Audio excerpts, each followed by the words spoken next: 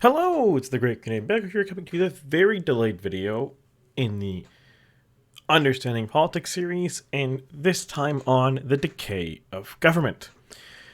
So, as we discussed in the last video in this series, government systems tend to decay in predictable ways.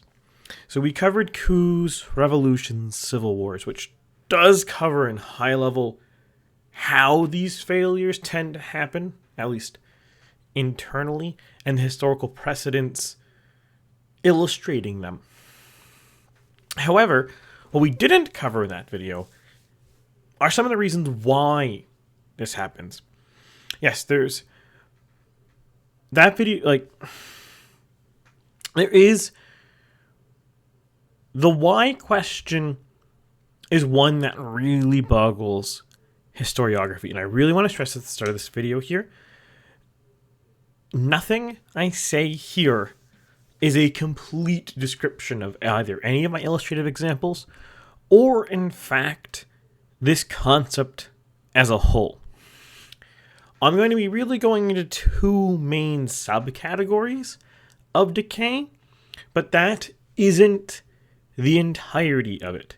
Any particular historical event you look at, such as something as simple, quote unquote, as the French Revolution. On the basis, the event's pretty simple. The state is bankrupt, and they call the parliament, and the parliament goes out of control, and it topples the monarchy. That's the basic one-sentence boilerplate description of the French Revolution. And that's the specific things that happen, but there's so much going into that I could discuss hours and hours of video going through all of these things. So we're just going to keep this at a fairly high level. And if anyone wants to go into more depth on this, comment below in the video, or in the description, or in the comments, sorry. Wow, that was a fail. And I can go out and I can make follow-ups to this to try to dive more detail into either of the two main topics of this video or into other ancillary events, or maybe go into a really deep dive into one particular example to illustrate this kind of thing. But for now, we are going into really the first of the two main ways governments decay, and that is decadence. Now, decadence, or the perception of decadence, is potentially the biggest cause of domestic turmoil in a society.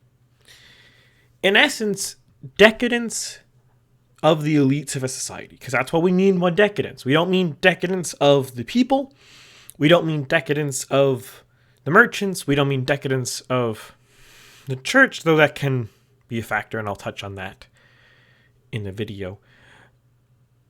But really, we're talking about decadence of the societal ruling class. Now, the ruling class of a society, it does change, and it's not the same in every society. There is no group that uniformly controls a society. There is, though, a tendency to this. Societies are normally controlled by either the priest class, the merchant class, or the aristocracy, if you will. Those tend to be the main three groups who control power. And I won't go into that much into this video, but I think that should be self-evident enough to just assert here. But one of these groups usually does control a society. And when they become decadent, it sows distrust with everybody else. And notably, this sows distrust with the populace, the masses. Now, the reason for this is that if the society's elite class, the one that's in power, that's in control, that exercises political influence and political power, is focused on themselves and their own material gains, It creates an alienation and disaffection with the societal order, where the average person no longer believes or loses faith in the ability of the elites to govern. That they're governing for the benefit of everybody. Or at least, they are governing virtuously. A very clear example of this philosophy is captured in China. They have the mandate of heaven concept, and this basically sums this up. That idea of the mandate of heaven is a reaction to cycles of decadence in a society. Now, decadence does have a compounding effect too. It's not just that the populace loses faith in the ruling class, the ruling elites, the monarch. It's that those groups, the elites, the monarch, the prime minister, the president, the people in charge, start perceiving the populace as rubes to exploit and control. They no longer genuinely treat them as autonomous actors who have their own vested interests and lives. They treat them as numbers, they treat them as tools, they don't treat them as other fellow people. This top-down dehumanization of the populace is one of the main things that propels decadence forwards. And it really comes as a result of the upper class of society becoming separated, alienated, disjointed from everyone else. They lose their bearings. They lose their moorings. They lose their connection to everyone else. And this causes a general breakdown in social order and trust. People can't accept or agree or understand the issues of other people when they no longer talk to them. When they no longer think that they are intellectually worth discussing to, interacting with. Now, there is a confounding factor here. The old elites, through decadence, become lethargic and really incapable of more philosophical growth. And this usually creates a rival class, if you will, if you want to use Marxist terminology, but a rival group in society that in turn isn't stuck in a lethargy of decadence and builds up its power and its influence to supersede this current elite. This is how a proper, safe transition occurs. Because a decadence of society is a normal transition that happens. As I said, the ruling elites, disjointed from the populace, lose touch with reality and no longer can actually govern properly. In a working, functional, healthy society, they will be superplanted by a new wave. The West, for example, had this roughly go on in the 19th century. The lethargic, antiquated, aristocratic system of Europe was superseded by the more mercantile, capitalistic elites that have taken over since then.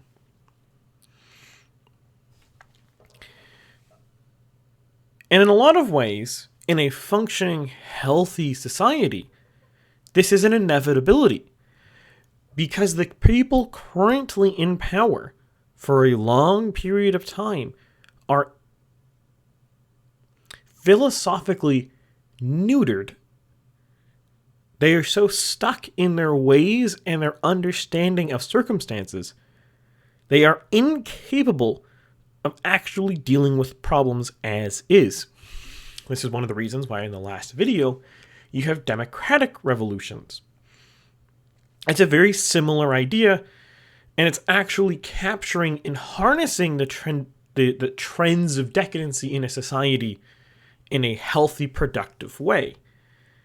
A political party that's been in power for a very long period of time becomes inept, corrupt, and weak, and is usually superseded after about a couple generations by a new political party that's new, cutting edge, and not corrupt, or at least less corrupt.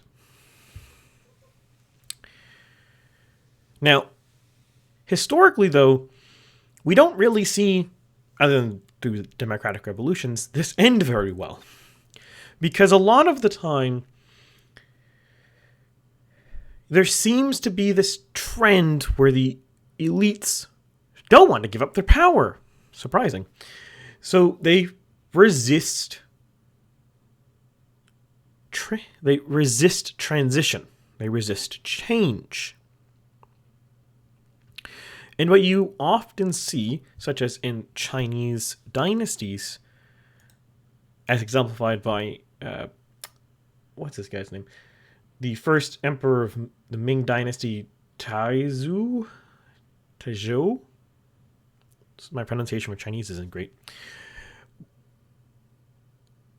In the case of the Ming dynasty, they basically come into power superseding the previous decadent, falling apart Yuan dynasty and create a new order in China, a new society, because the previous Yuan dynasty was falling apart. I believe, could correct me if I'm wrong in the comments if you're more familiar with Chinese history, I believe there was a civil war going on because of the decadence and because of the collapse and control of the central government, and the Ming dynasty sweeps through and creates a new system. This is typically the cycle of a decadent society where the elites refuse to let go. They are almost always superseded not by domestic rivals, but by foreigners displacing them, or just total collapse of society. Another example of this is Chandragupta of India. Long story short, because of all of these, Indian history is the one I'm least versed in. But the general gist of his story, for those not aware, is, long story short, there was an Indian kingdom that Alexander the Great came up against, weakened the kingdom, and the kingdom was long in the tooth and fairly stuck. The warrior class had lost its fighting capability, and it was, in other words, fairly decadent.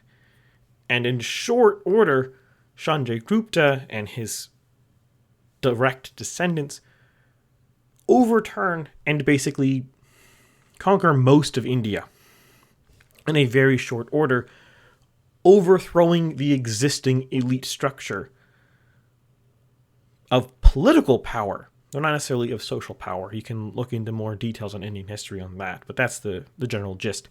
You see this cycle over and over. You also see this cycle more broadly in the Roman Empire. From its heights in about the the first century AD to the crisis, the second century, to its basic never-ending civil war of the third century AD, you see this happen. And similarly to China, the final end of the decadent, collapsing Roman Empire was superseding by foreign invasions. Now, in the case of Rome, there wasn't one strong, coherent force that could completely supersede the West Roman Empire, unlike the Ming Dynasty could supersede all of China. But the trend is the same. Unchecked decadence either directly causes internal crisis, which usually causes one of the coup, revolution, civil war, but almost always is combined with some form of foreign invasion, very often at the same time, because the internal strife, the violent internal strife caused by this, usually prompts foreign intervention out of fear of the damage going on, out of opportunism, or out of the desire for conquest, which might be, you might think is opportunism, but it's slightly different. Another example of this is the French Revolution, where during the revolution, Austria and co. decided to invade France. Technically, France declared war first, but close enough. That was a preemptive strike by France. Now, with that, really cover the trend of decadence. That's the general gist of how that affects things. Though, again, if we really want to, I can go into more detail, though that might take more time. Don't expect that to be the next video in this series if you want that, but let me know in the comments below and I can definitely put it in the backlog. With that, though, we move on to chaos. Now, chaos is different than decadence. Whereas decadence breaks down the social order and prompts civil war, revolution, coup, or foreign invasion because of the weakness and ineptitude of the ruling class, chaos is different. Chaos often might be the result of decadence, and in often cases, decadence causes turmoil, which leads to chaos. 1 second. I return. Chaos, or decadence, might lead to chaos. Though sometimes chaos can just happen in and of itself. You sort of see this feeling of societal chaos emerge in Rome, for example, right just before the first, for Julius Caesar, in the Sulla Marius conflict. There is this feeling of chaos going up as the state and society really can't handle what has happened socially in the last number of years. Now, to better describe this in more detail before we go into examples, chaos is the main driving force of what historians usually coin the Thermidorian reaction. The Thermidorian reaction is usually considered the quote-unquote conservative backlash against the revolution. See the white movement in Russia following the Russian Revolution. See the titular Thermidorian reaction in France as two specific examples. In practice, the Thermidorian reaction and chaos tends to be the result of a coup, which is possibly almost entirely a military coup, but usually has a lot of popular support behind it. This coup and this popular support occurs because people don't feel safe anymore. Society is in chaos, shocking, and the average person is going through severe social anxiety because of it. They don't feel safe. They don't feel like they understand what's going on. They don't feel like anything is predictable anymore. They don't feel like they have a good path forward. They feel isolated. They feel alone. This severe social anxiety and complete lack of confidence in their personal safety undermines in totality the safety of the stability of a society. And as a result, people start becoming open to more things. to anything, you could say. The average Joe, in general, when you're talking about politics, when you're talking about government, usually is not very ideological. They have a worldview. They have beliefs. They have values. The average Joe isn't committed to political faction A or political faction B. They're committed to people who are going to do things that they like. Usually, that's very predictable. But in the case where... sorry about that. Where everything is not predictable, where there's fear for their personal safety, where there's severe social anxiety, where social change is too fast, the average Joe can be moved to reaction. They want consistent, predictable, and comfortable life experience. Now, comfortable doesn't mean creature comforts. It means today and tomorrow is going to be largely the same or better.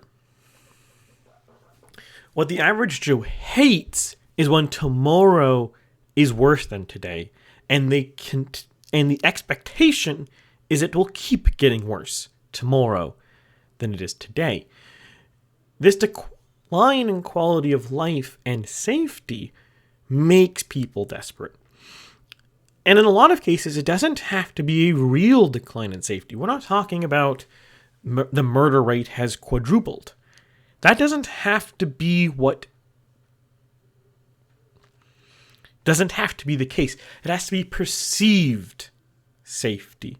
And it might not be safety in crime sense. It might be safety in they fear for their children, they feel for their future, they fear for the well-being of their family. When you get into the situation where the masses, the average Joe, are terrified, they become motivated to start looking for someone to fix this, to satiate their fears. Usually this involves a strong leader, usually a very charismatic politician or military leader, who looks to solve this. Now, there are two main flavors. You have the superior type, which is the virtuous, selfless type, more interested in solving the crisis than their personal glory. Two examples of this. We have George Washington. Should be self-explanatory, I think, to most videos, but to just give a summary. He was called to action in the American Revolution, one of the original people who signed the Declaration of Independence, and became the leader of the military in the Revolution, led the militaries to successful victory in the American Revolution. The U.S. gets independence, becomes the first president, and out of virtue steps down after 2 terms when he had complete loyalty of the military. Any less virtuous man historically would have continued to be president for life from that position. Most revolutions involve a president for life following the revolution. His stepping down of power and giving it to a successor while he was still alive is fundamentally what made America function. Now, Washington himself has a historical analog. You have Cincinnatus of Rome. Now, I don't have an actual picture of him because he died centuries ago. Millennia, in fact. He was alive in around 400 BC. And his main claim to fame is he was given dictatorship over Rome twice and gave it up the day his powers were no longer needed. So the general gist of King Kinatus, there's a whole bunch of his life you can look into, though a lot of it's more legend than fact. But what we have summarized here, what we know, is there was a crisis in around 480 BC, and he was called from his farm. He is a patrician, and he is given the dictatorship. Now, the dictatorship in ancient Rome, the Roman Republic, is basically an autocratic ruler who's elected to position to solve a particular crisis. I don't know what the details of this particular crisis are off the top of my head. It's fuzzy. Basically, some military conflict. And as soon as it's ended, which is like a week, it's a very short period of time, he gives up and goes back to his farm. Then 30 years later, he's once again called because there's a war with one of the other Latin cities. And he's given the dictatorship once again, taken off his farm. And he runs the Roman military for about a year. And then steps down as soon as the war is resolved and goes back to his farm. The man was given absolute power twice, solved the crisis at hand, and walked away. Now, conversely, you have the more prideful types, who I think are also far more common historically. These will probably get less description because I think everyone will know about them. You have the infamous Napoleon Bonaparte. The gist of Napoleon Bonaparte's claim to fame is, well, the French Revolution is chaos. Pretty easy to statement there. And in the middle of the chaos of the French Revolution, Napoleon basically just, at this point, a very charismatic military leader who is in a position of power at this point. He's one of the men leading the Directory. Effectively just walks forward into a coup, coupping the Directory and becoming consul of France, later the emperor. This is largely to solve the chaos of the French Revolution and to bring security back to France. But, naturally, Napoleon never gives this up. Now, similarly to Napoleon, we have Julius Caesar of the past, the Roman Republic era, who, for very similar reasons, Rome's not in a great place. He's a very charismatic leader. And he coups the Senate, installing himself as dictator. Now, I could go much more into the intricacies of this, but this is the general trend. And again, in the case of Caesar, he never steps down, though you could argue maybe he didn't have the chance because he was assassinated. But that seems to be the general gist here.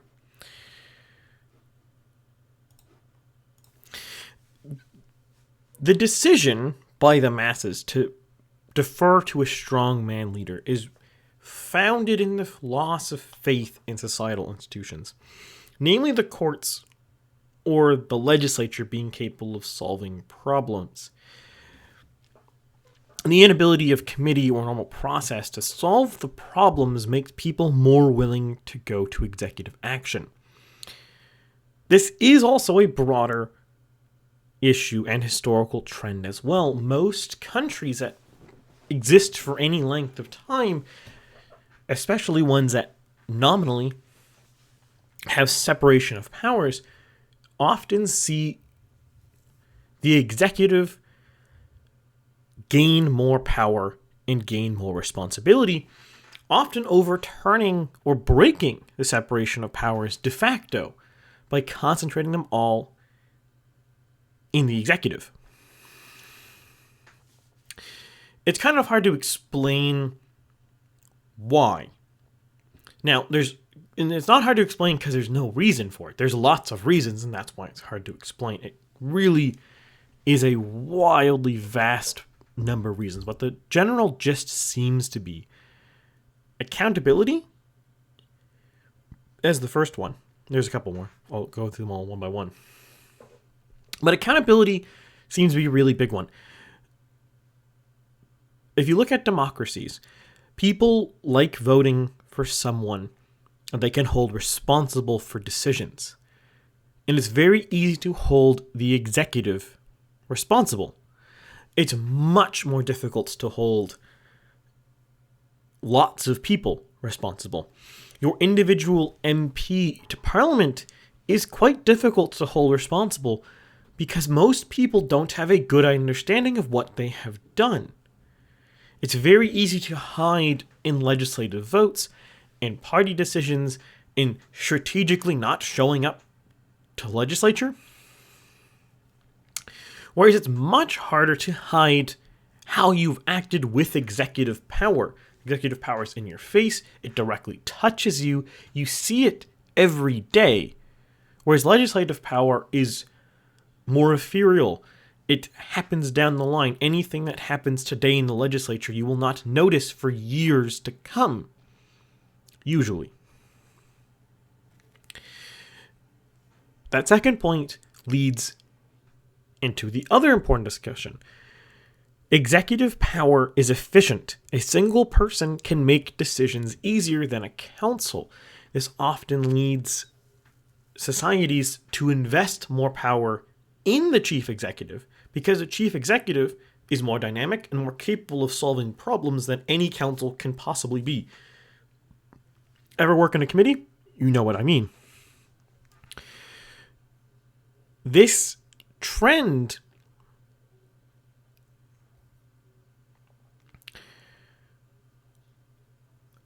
is further amplified because people don't tend to want to make decisions.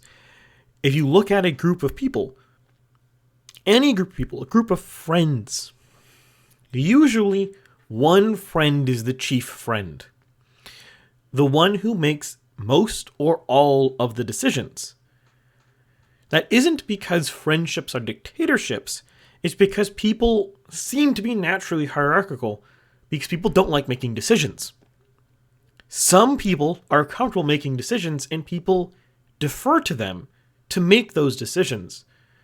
Now, a lot of friend groups are democratic or societies are democratic and most people get a voice in decision making, but at the end of the day, you talk to average Joe, he doesn't want to actually do the thing.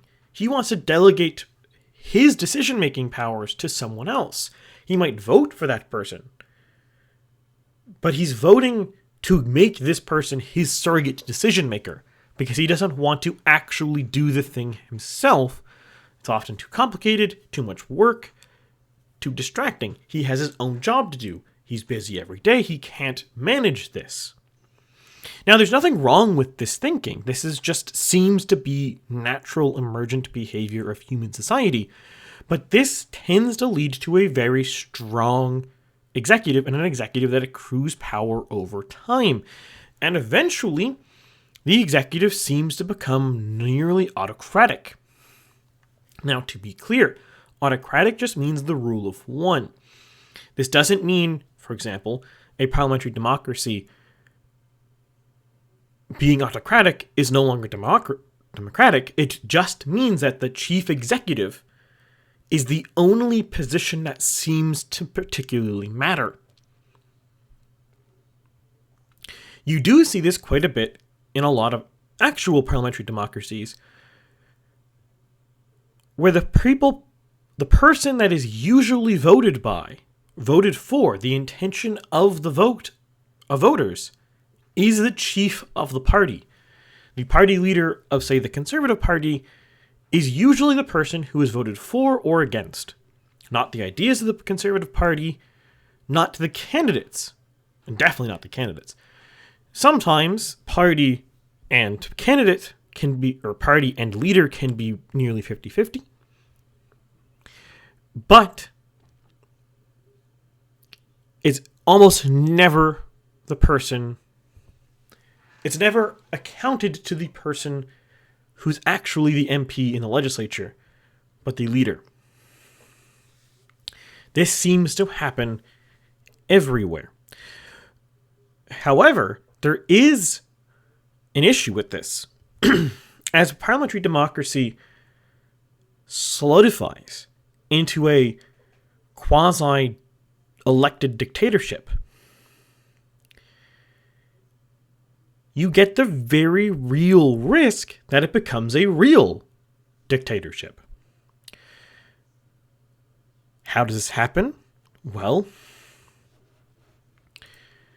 we have some historical examples. Everyone's favorite German dictator, and that's sarcastic for those in the audience, Hitler becomes in power not through coup, not through revolution. He's a lawfully elected leader of Germany in 1933 with a majority in parliament in a society and a government structure that is very autocratic. The executive is extremely powerful because this is a parliamentary democracy. The executive has always been powerful in this form of government.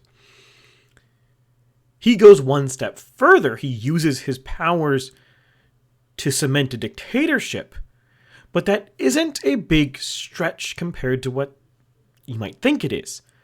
We are not talking about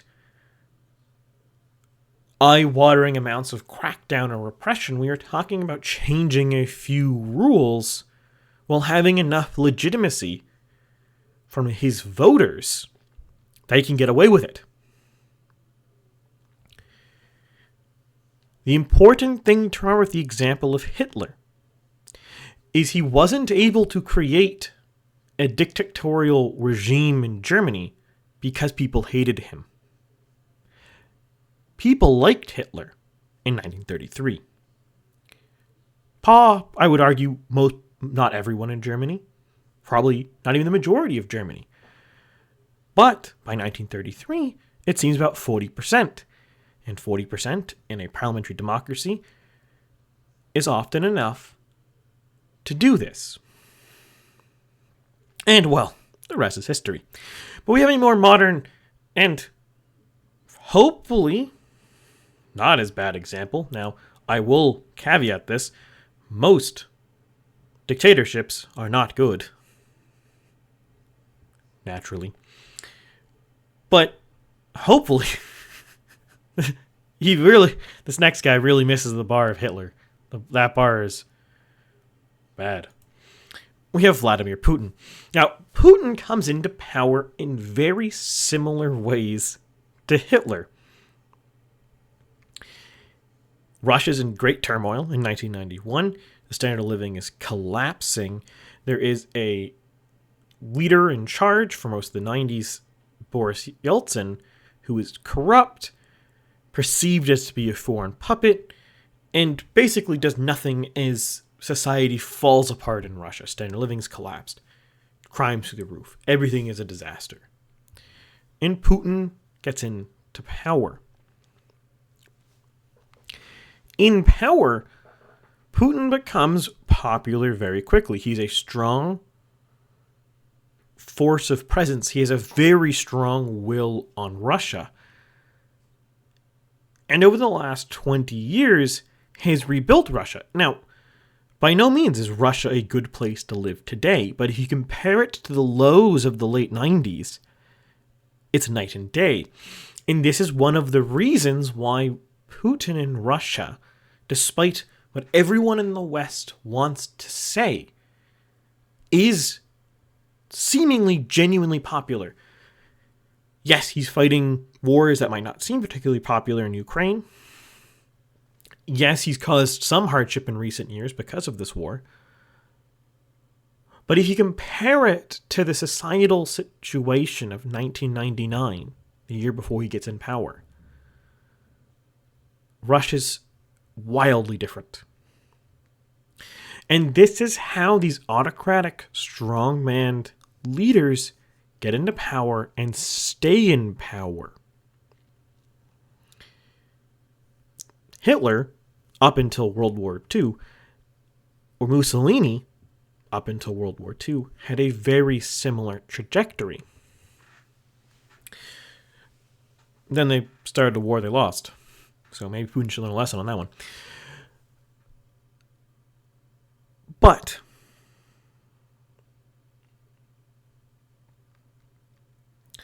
what happens here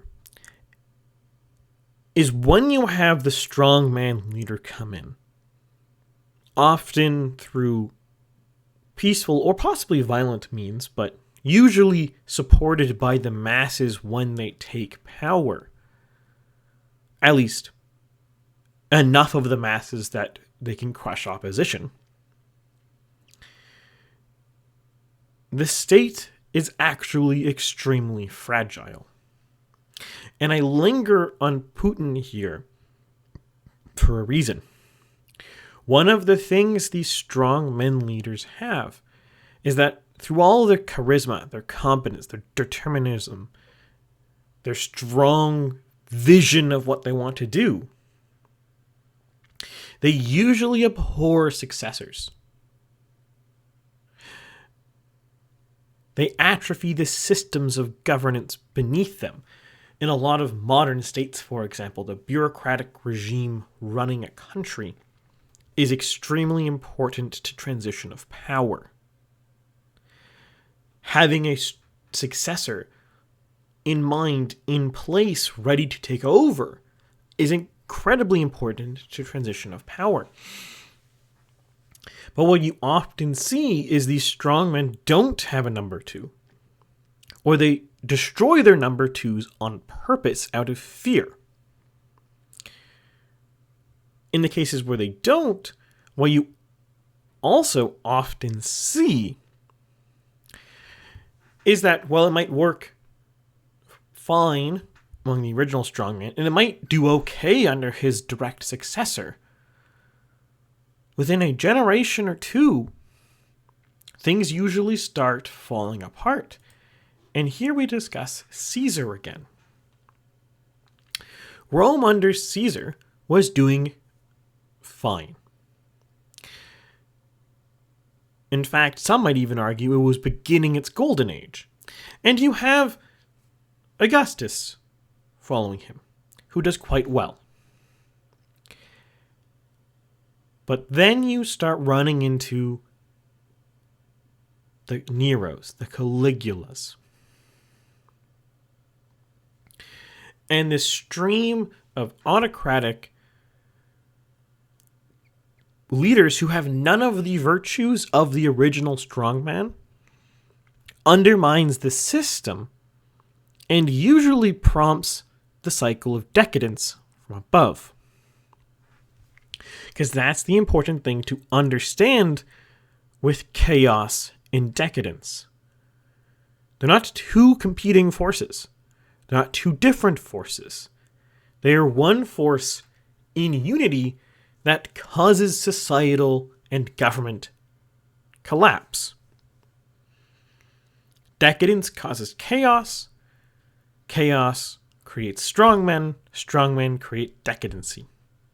You might see that this is a very familiar formulation. This is very familiar to the Strauss-Howe generation theory as one particular example, but there's all sorts of societal cycle theories that end up with a very similar tone.